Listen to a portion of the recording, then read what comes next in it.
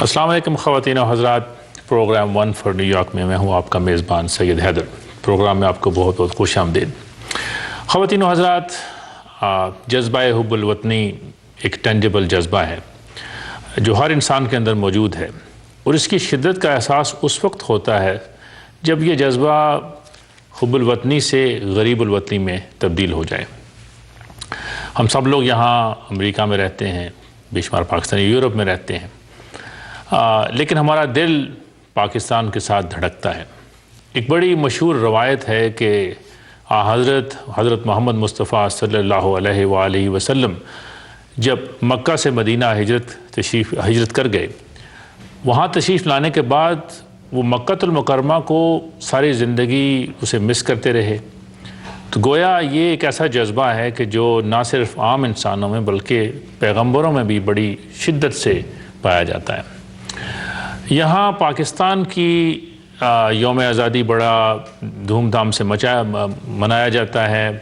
काफ़ी लोग इसमें तशरीफ़ लाते हैं, और इस बरस तो माशाअल्लाह मेलों का और परेड्स का इनेकाद काफ़ी हद तक ज़्यादा रहा। जहाँ तक मुझे मालूम है, न्यू जर्सी में पहली बार इस दफ़ा पाकिस्तान डे परेड हुई, इसी तरह ब्रुकलिन में भी, और ये प्रोग्राम बिलखुसूस जो है ये ब्रॉन्क्स में पाकिस्तान का जो मेला भी हुआ है उसके बारे में है। तो यहाँ पे कुछ लोग ऐसे हैं जो चाहते हैं कि जहाँ पे वो रहते हैं वहाँ पे पाकिस्तानी माहौल हो, और वहाँ पे पाकिस्तानी जश्न आज़ादी भी मनाना चाहिए। तो हमारे साथ आज एक शख्सियत स्टूडियो में तशरीफ़ रखते हैं, पेशे के एतबार से कॉन्ट्रैक्टर हैं, सैंडी में एक अवार्ड हासिल कर चुके हैं, और इनवाइटी हैं mayor of city of New York के ईद की छुट्टियों के लिहाज से। उसके अलावा पाकिस्तान डे परेड के ट्रस्टी रहे हैं, और प्रेसिडेंट हैं ब्रॉन्क्स कम्युनिटी सेंटर के। तो चलते हैं चौधरी अफजल गुलबहार साहब की तरफ। चौधरी साहब अस्सलाम वालेकुम। जी वालेकुम। शो में आने का बहुत बहुत शुक्रिया। थैंक यू जी। आपने कीमती वक्त निकाला, हमें जला बख्शी। तो सबसे पहले ये कहिएगा कि आपने जो भी मेले का इनेकाद किया है 14 अगस्त के हवाले से, ज़रा कुछ रोशनी डालिए कि आपको ख्याल कैसे आया, और फिर ये मेला आपके ख्याल में किस हद तक कामयाब रहा। बिस्मिल्लाहिर्रहमानिर्रहीम। मेरी तरफ से तमाम पाकिस्तानियों को जहाँ जहाँ भी किसी भी हित्ते में, पाकिस्तान में जब बाहर, जश्न आज़ादी मुबारक हो। जो कौमें अपने रवायात को, सकाफ़त को और अपने इंडिपेंडेंट डे को भूल जाती हैं, वो बहुत पीछे रह जाती हैं। लिहाजा इस हिसाब से इन मेलों को, डे परेड्स को, पाकिस्तान के किसी भी जहाँ भी कोई इवेंट हो, मैं तो अक्सर मेरी ये बात होती है, अपने बच्चों को लेके आएँ, अपने कौमी ड्रेस में आएँ और कौमी त्यौहार को ज़रूर मनाइए, और फिर आप कौमियत का साथ दे सकते हैं। हम मुल्क से बाहर रहते हैं, जब भी मुल्क में जाते हैं हम देखते हैं कि वहाँ पे हल्ला गुल्ला, जश्न आज़ादी पे हर घर पे लाइटिंग होती है, फ्लैग्स लगे होते हैं, गाड़ियों पे लगे होते हैं। उसी तरह यहाँ पे भी वो वलवला बहुत था, लेकिन अब वो देखने में कुछ कम है। उसके साथ साथ बहुत हर शहर में माशाल्लाह से 5 बोरों में मेले हो रहे हैं, बहुत अच्छी रवायत है। इस दफ़ा तो माशाल्लाह से हर वीकेंड बिज़ी होता है, तो बड़ी खुशाइंद बात है। डे परेड भी पहली दफ़ा जर्सी में भी हुई है, फिर लॉन्ग आइलैंड में भी आबद राफी साहब ने करवाई है, तो वो भी हमारे दोस्त हैं। मैं बहुत खुश हूँ, हमारी उनके साथ हर तरह से राबत है, जो भी चाहें। माज़रत के साथ मैं एक बात करनी चाहूँगा कि ज़ियाउल हक मरहूम साहब ने पाकिस्तान डे परेड जो न्यूयॉर्क में ऑफिशियली स्टार्ट कराई है, मेरे ख्याल में, मुझे सही फिगर तो नहीं, 20 के राउंड कुछ मालिक हैं जिनके पास लाइसेंस हैं, जैसे बांग्लादेश के पास नहीं है, कुछ छोटे मुल्कों के पास नहीं है। हम एशिया में 1-2 जो मुल्क हैं उनमें से हमारा भी एक नाम है। तो ऑफिशियल्स जो पाकिस्तान डे परेड है, मेला भी उसके बाद होता है 3 से लेकर 6 तक, लेकिन परेड 1 बजे शुरू होती है। हर बंदे को चाहिए हर बात को भूल के, हवा कोई किसी से को रंजिश हो, नाराज़गी हो, पाकिस्तान डे परेड ज़रूर मनाएं। मैं उसका हिस्सा रहूं, मैं उसका बिल्कुल नहीं है, लेकिन मेरा उनसे तावन है बिल्कुल। मेरे भाई हैं, दोस्त हैं, हावर बेग साहब उसमें ट्रस्टी हैं, तो हम उसका हिस्सा हैं। फ्लोट भी हर साल देते हैं, उनसे तावन भी करते हैं, लेकिन माजरत के साथ कुछ उनकी भी हामियाँ हैं जो उन्हें दूर करनी चाहिए।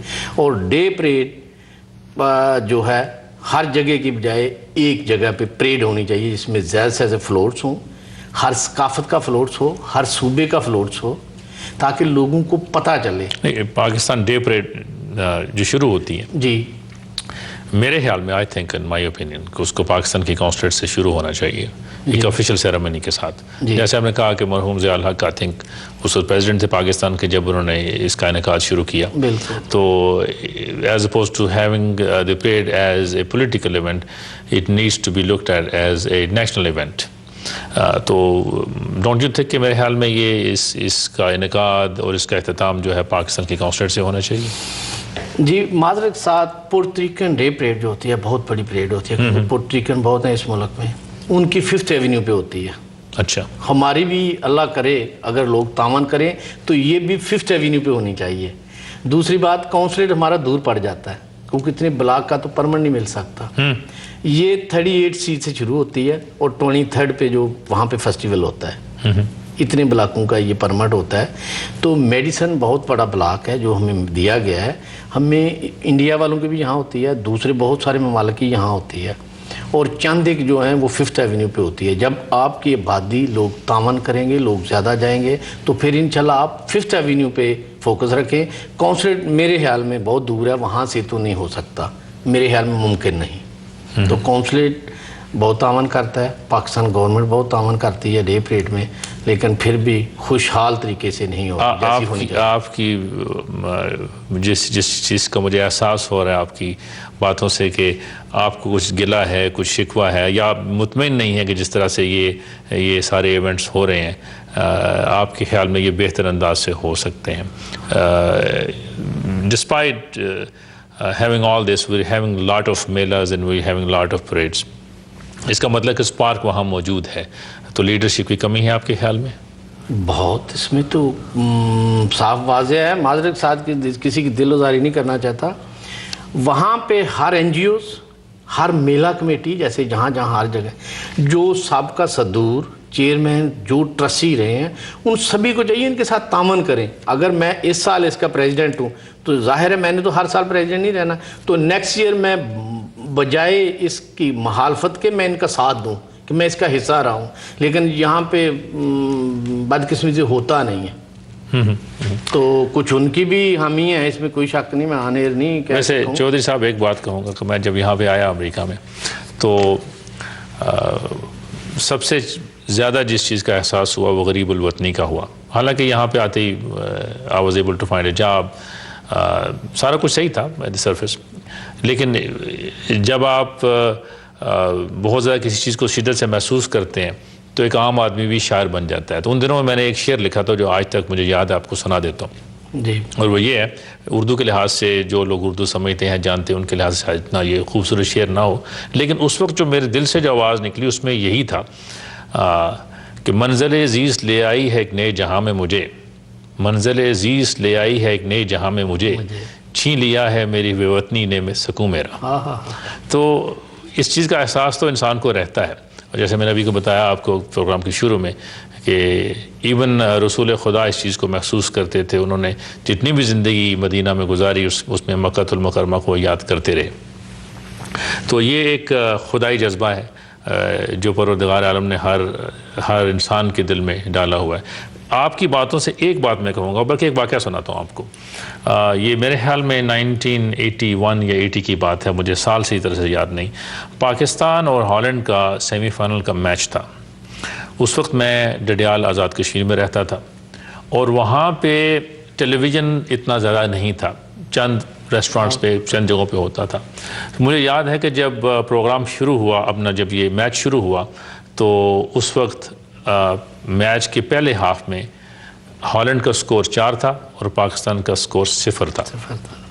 और पहला हाफ ख़त्म हो गया। दूसरे हाफ में दोबारा जब मैच शुरू हुआ तो उसमें वो कलीमुल्लाह मरहूम का पहला मैच था।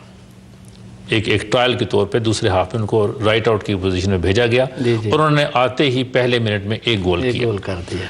अच्छा, जब उन्होंने वो पहला गोल किया तो जो मजमा जो उस रेस्टोरेंट में बैठा हुआ था वो थोड़ा सा होपफुल मुझे नज़र आया। मुझे आज भी अच्छी तरह सारा कुछ याद है। जाहिर है जब उन्होंने दूसरा गोल किया वो भी कलीमुल्लाह ने किया, कलीमुल्लाह साहब ने किया, तो तीसरा गोल भी उन्होंने किया। और जब ये उन्होंने चौथा गोल किया मैच के पहले 10वें मिनट में, तो सारा सारा माहौल वहाँ चेंज हो गया और जो लोगों का जज्बा था वहाँ देखने वाला, मतलब डडियाल उस ज़माने में एक बड़ी दूर दराज जगह थी, उस जगह पे लोगों का जो जज्बा था वो देखने लायक था। पाकिस्तान ने वो मैच जीता।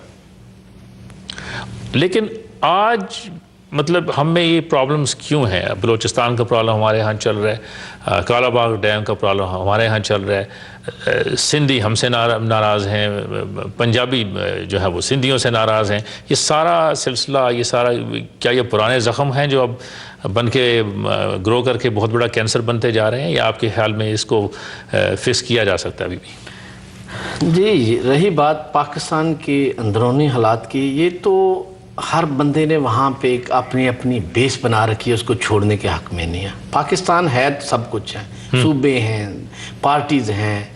मैं PMLQ का प्रेसिडेंट USA रहा। कोई भी पार्टी हो, हम पाकिस्तानी सबसे पहले हैं। यहाँ पे अगर कोई भी ऑफिशियल्स आते हैं, ग्रैंड मार्शल आते हैं, तो हर बंदे को होता है ये इस पार्टी का, ये इस पार्टी का। पार्टियाँ तो एक रंग होते हैं, किसी भी चीज़ को रंग देने के लिए, जैसे फ्लावर में रंग होते हैं, गुलाब का फूल ले लें, वो एक रंग का, 2 रंग का, 3 का, और कुछ फूल इस तरह के होते हैं जिसमें मुख्तलिफ़ किस्म के रंग होते हैं। ये पार्टी तो उस तरह की रंग है, कोई ज़्यादा है, कोई कम है। पहले पाकिस्तान है, मुहब्बुल वतनी है, हुब्बुल वतनी है, प्यार है, पाकिस्तानी हैं आप, पाकिस्तानियत है आप में, तो फिर सब कुछ है। तो हमें एक होना चाहिए, वहाँ के मामलात हमें यहाँ नहीं लाने चाहिए। और यहाँ पे मैंने पहले भी स्टार्ट में किया है कि डे परेड को कामयाब करना, जो भी NGOs है, जो भी कम्युनिटी लीडरान हैं, उनको चाहिए कि इनके साथ तावन करें और इसको कामयाब कराएं। उसके बाद रही मेलों की बात, मेले तो हर जगह होनी चाहिए। 2 साल से माशाल्लाह हम ब्रांच में करवा रहे हैं। शबीर गोल साहब हमारे फाउंडर हैं, मैं हूँ, दोस्त हैं दूसरे, सभी दोस्तों की वजह से होता है। लेकिन एक बात मैं आने कहूँ कि सारी मैंने स्टेज पे खड़े होकर एक बात की थी। मैंने कहा यहाँ पे ये जो इतना बड़ा हमने पंडाल लगाया, कोई बंदा साबित कर दे किसी से एक पेनी ली हो स्वास फीनियर के। इस तरह मैं कहता हूँ डे परेड वाले 20 ट्रस्टी लें, 5,000 हर ट्रस्टी से फीस लें, $1,00,000 हो, किसी बंदे से एक पेनी ना लें। क्यों लें, क्यों मांगे किसी से? जी हमें फंड दे, मुझे हमें ये दे। हर ट्रस्टी $5,000 दे, 20 लोग लें, 25 लें, 50 लोग लें, और 50 लोगों की जिम्मेदारी हो कि हर बंदा एक 100 बंदा लेके आए वहाँ पे। 100 नहीं 50 लाए, 20 लाए कम अज कम, तो फिर ये परेड कामयाब होगी। परेड कामयाब होगी, ज़्यादा लोग उसमें। फंडिंग की बात कर रहे हैं, इस पे बात करते हैं, और अभी एक ब्रेक ले रहे थे, अगर आपकी इजाज़त हो तो। जी ज़रूर। ख़वातीनो हज़रात, प्रोग्राम 1 फॉर न्यूयॉर्क में इस वक्त टाइम हुआ है एक ब्रेक का। ब्रेक के बाद थोड़ी देर में आपके बाद फिर आएंगे। लाइव कॉल्स ओपन है, अगर आप हमें कॉल करना चाहें तो काइंडली अपने टेलीविज़न सेट की आवाज़ बंद कर दीजिए, हमें कॉल कर दीजिए, हम आपके सवाल का जवाब देंगे। थोड़ी देर में आपसे फिर मुलाकात होती है।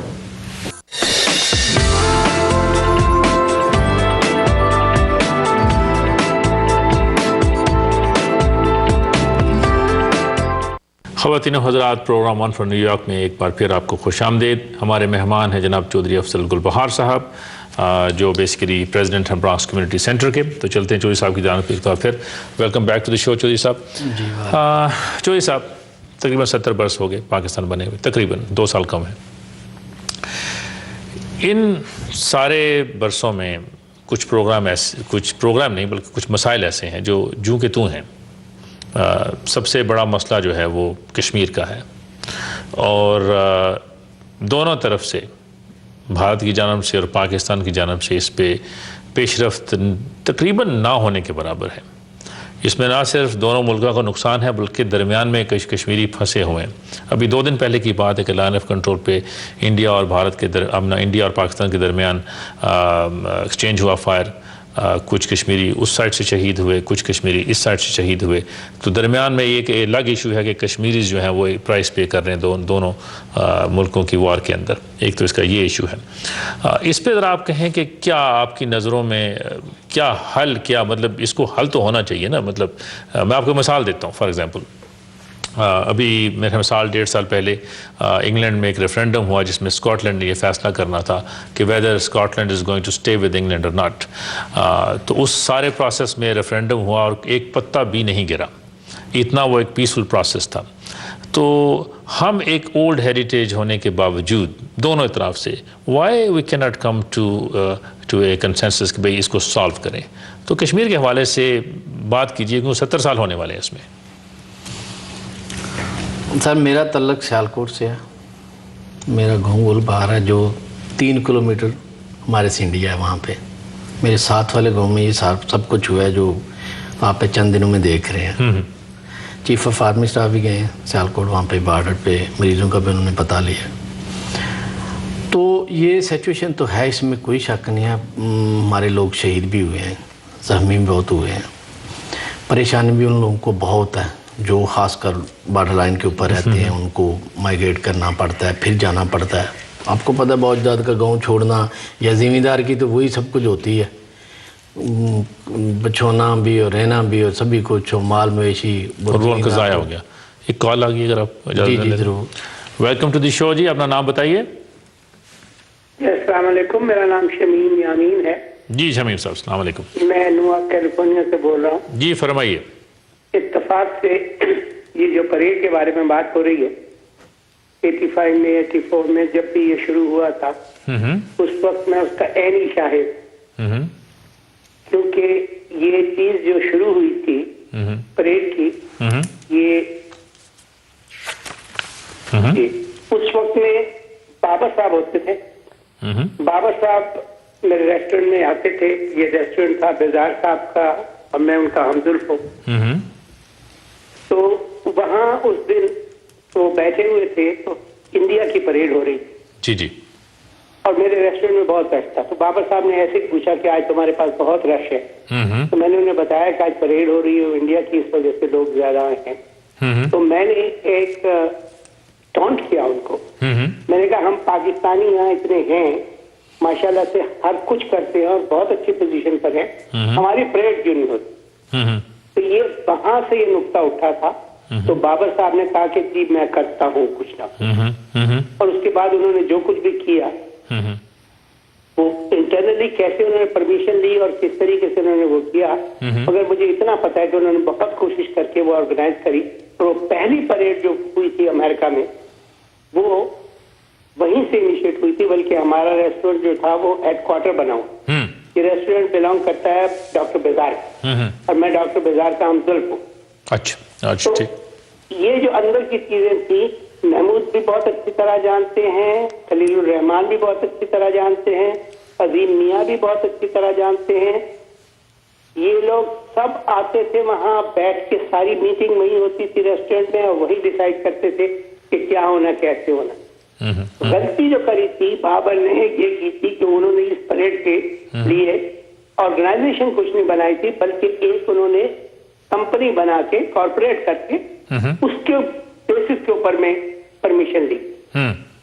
तो कम्युनिटी इनफैक्ट उस वक्त इन्वॉल्व नहीं थी ज्यादा। बहुत से लोग रिलेक्टेंट थे, आगे नहीं आना चाहते थे। वो चाहते थे अगर आएंगे आगे हमें कोई कमिटमेंट देनी पड़ेगी, कोई खर्चा हो जाएगा।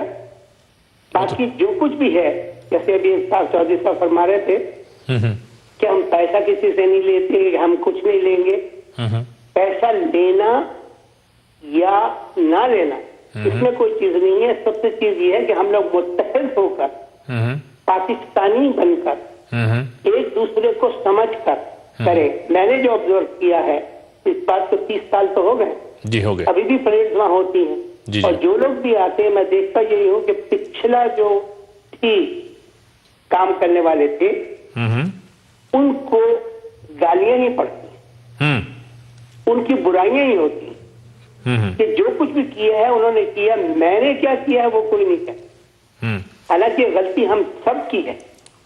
जिस वक्त ये परेड पहली हो रही थी उस वक्त में बहुत से लोग थे, मैं जाती तौर के ऊपर में इन्वॉल्व था और उन लोगों को मनाने में था कि किस तरीके से उनको मनाया जाए, किस तरीके से उनको सही बताया जाए कि क्या नेशनलिज्म क्या चीज है। बल्कि खलीलुर रहमान आते हैं तो आप उनसे पूछ भी सकते हैं कि वो मुझे इन्हीं बातों की वजह से कहते थे तुम कायदे आजम बनते। तो मैं कायद आज़म तो नहीं हूँ, इतनी चीज तो नहीं है मुझमें, लेकिन मैं यही कहता था कि पैचअप कराने के लिए भाई मिल के बैठो, आपस में बैठ के करो। ये मत कहो कि फलाने खराब किया था, उसने ये किया था, मैंने ये किया। जो कुछ भी किया, ये अगर ये कहें कि हमने ये किया तो उसमें बड़ा वजन हो। तो अब जो परेड आ रही है माशाल्लाह से मेरी दुआ है कि ये कामयाब तरीके से हो, अच्छे तरीके से हो, मगर इसका क्रेडिट कोई एक आदमी लेने की कोशिश ना करे। आप कैलिफोर्निया से कॉल कर रहे हैं, ये बताइए कैलिफोर्निया में परेड्स की क्या पोजीशन है? कैलिफोर्निया में भी परेड होती है यहाँ, कई मतलब परेड नहीं होती बल्कि गैदरिंग होती है जिसे कहते हैं। परेड का वो मौका नहीं आया यहाँ, कुछ लोगों ने ऑर्गेनाइज किया, मैं भी रहा उसमें, ऑर्गेनाइज भी किया था कुछ अर्सा पहले, मेरे ख्याल में 10-15 साल पहले। तब भी मैंने जो एक थीम जो थी मेरी कि भाई जमा करने के बाद लोगों को यही किया जाए कि भाई हम लोग एक हैं, और मैंने कोई एक फ्लायर बनाया था जिसका टाइटल दिया था जान है जहान है, पाकिस्तान ही जान है। पाकिस्तान और कॉल करने का बहुत बहुत शुक्रिया। हमारे पास लिमिटेड टाइम है, इंशाल्लाह फिर किसी वक्त आपसे फिर मशवरा लेंगे। अभी चौधरी साहब की तरफ वापस चलते हैं। चौधरी साहब, आपके गांव को बड़ी अच्छी तरह से जानता हूँ, ज़िंदगी में 2-3 बार वहाँ गया हूँ। Thank you. जी हाँ, और ना सिर्फ गया हूँ बल्कि गलती से हमने इंडियन साइड पे भी कदम रखा था, गलती से रखा था, लेकिन वो भला ज़माना था, हम लोग वापस आ गए। उस वक्त की और बात। हाँ, काफ़ी पुरानी बात है। वैसे मेरी उम्र इतनी ज़्यादा नहीं, मैं कि पहले कई प्रोग्राम में कह चुका हूँ ये बचपन की बात है। तो एनीवे, बात कश्मीर के हवाले से हो रही थी। थोड़ा सा आप कश्मीर से हट के बात करते हैं। पाकिस्तान बने हुए 68 बरस गुजर चुके हैं, और अगर आप देखें शुरू से लेके अब तक तो कुछ चीज़ें बेहतर होने की बजाय ख़राब हुई हैं। उसमें सरफ़हरिस्त जो मामला है, और एमनेस्टी इंटरनेशनल कई बार इसको हाईलाइट भी कर चुकी है कि पाकिस्तान के अंदर जो रिलीजियस माइनॉरिटीज़ हैं उनके साथ जो सलूक है वो सही नहीं है, और लोग उसको महसूस भी नहीं करते। उसमें मैं आपको कहूँगा बहुत सारी हिंदू कम्युनिटी जो सिंध में आबाद थी और बिज़नेस के अंदर उनका बड़ा कंट्रीब्यूशन था और अभी भी है, लेकिन अनफॉर्चुनेटली ये सूफ़ी किस्म के हिंदू जो है ये छोड़ के जा रहे हैं पाकिस्तान को, क्योंकि उनकी जान को ख़तरात लाहक हैं, उनकी सकाफ़त को, हर चीज़ को ख़तरात लाहक हैं। इसी तरह KPK में सिख हैं, उनके भी पिछले दिनों वो उन्होंने मार्च किया था इस्लामाबाद की तरफ, पार्लियामेंट हाउस की तरफ। तो इस बारे में क्या कहेंगे कि एज ए नेशन हम क्या कर सकते हैं कि ये सारा ये जो एक सिलसिला है कि मनफी वो ख़त्म हो जाए? जी, सिंध में माइनॉरिटी के साथ जो खासकर हिंदू कम्युनिटी के साथ हुआ है उसका बड़ा अफसोस से मैं कहूँगा कि बड़ी ज़्यादती है वहाँ पे उस सिस्टम की, वडेरा सिस्टम, या वो जो लोग हैं वहाँ पे कौन के होते हुए उन्हें पता है सब कुछ क्या हो रहा है, लोग माइग्रेट करके वहाँ से छोड़ के चले गए हैं जिनका बिज़नेस कम्युनिटी से बड़ा तल्लक था। ये तो मुल्क की साख को ख़राब करती हैं ये चीज़ें। तो ये तो उन वडेरों का और उस इलाके के लोगों का काम है, ये तो उनके ज़िम्मे गई। ऐसे होने तो नहीं चाहिए जैसे हो रहा है। लेकिन रही बात आपने कहा हज़ारा कम्युनिटी का, वो भी है, जब एक तरफ कोई स्ट्राइक होती है तो दूसरे लोग भी चल देते हैं, ये भी होता है। अगर सिखों के हवाले से किया जाए तो सिख वहाँ पे पंजाब में इतने सिख लोग आते हैं और इतने उनके कमेंट्स आप मीडिया पे या देखते हैं। हमारे भी सिख यहाँ पे वाकिफ़ हैं, उनको हम वीज़े भी लगवा के देते हैं, हमारे घर गए हैं, मेहमान रहे हैं, हमारे बने हैं, उनसे कभी पूछें वो कहते हैं कि आप लोगों ने वो इज़्ज़त दी है जो वहाँ पे हमारे मुल्क में बड़े किसी वफाकी मिनिस्टर को नहीं मिलती। इतना हमने उन्हें प्रोटोकॉल दिया और आज तक वो याद करते हैं। तो हमारी सिख कम्युनिटी से आपको पता है कमीशन ऑफिसर भी हैं एक सिख जी। तो इस तरह से वो लोग बड़े ठीक हैं। सिख जो पाकिस्तान में वो तो ऐसे ही नहीं है। ननकाना सारी जो डिस्ट्रिक्ट बना है, क्या नाम है, शिवपुरा में ननकाना साहब तो है उस साइड पे। नहीं वो हाँ वो नहीं, सारी जो भी जो डिस्ट्रिक्ट बना है इनका सिखों का, एयरपोर्ट चौधरी परवेज़ अली साहब बनाया था। तो वो सिख यात्री वहाँ आते हैं, उनके कमेंट्स आप देखते हैं मीडिया पे, वो तो बहुत खुश हैं और पाकिस्तान के साथ हैं। वो कहते हैं हमें इतना प्यार मिलता है जिसकी हद नहीं। तो बाकी बिल्कुल ये जो सिंध में हिंदू कम्युनिटी के साथ हुआ है ये ज्यादती हुई है, ऐसे होना नहीं चाहिए। ऐसा होना नहीं चाहिए। हाँ बिल्कुल, इसके अफसोस का पाकिस्तान का रहने वाला हर बाशिंदा वो किसी भी रंग नस्ल और मजहब का हो, वो पाकिस्तान उसका है। हक है वो पाकिस्तान में रहे। और वैसे भी बाबा कौम का अगर आप his first address to the national assembly 1947 जो अंग्रेज़ी में था towards the first legislative assembly of Pakistan कि you are free to go today to go to your mosque, to go to your temple, and whatever the place of worship. State has no matter, no concern which class or which religion you belong to. मुझे वो पूरा मतन उसका मुझे सही तरह से याद नहीं है, लेकिन था यही कि पाकिस्तानी सिर्फ पाकिस्तानी है। और ख़ास करके पाकिस्तानी फ्लैग जो है वो ना सिर्फ ग्रीन है बल्कि उसके अंदर एक सफ़ेद पोर्शन भी है जो उसकी नॉन मुस्लिम माइनॉरिटीज़ को ज़ाहिर करता है। चौधरी साहब के साथ प्रोग्राम का वक्त ख़त्म होता है, आपकी इजाज़त से ख़त्म करते हैं। ख़वातीन व हज़रात, जैसा कि मैंने पहले कहा कि जज्बा हुब्बुल वतनी एक बड़ा अजीम जज्बा है। इस जज्बे को अपने दिलों के अंदर, अपने दिमाग के अंदर ज़िंदा रखिए। खुदा करे कि पाकिस्तान हमेशा कायम रहे, ताक़यामत कायम रहे।